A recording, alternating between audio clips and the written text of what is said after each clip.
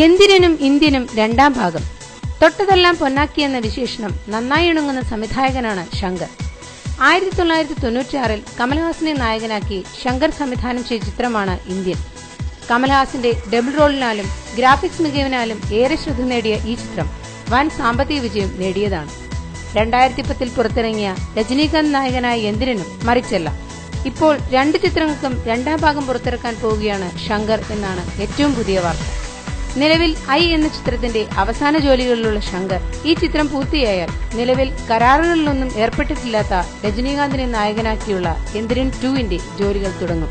കമൽഹാസൻ വിശ്വരൂപത്തിനു ശേഷം ഉത്തമവില്ലൻ എന്ന ചിത്രം ആരംഭിച്ചു കഴിഞ്ഞു.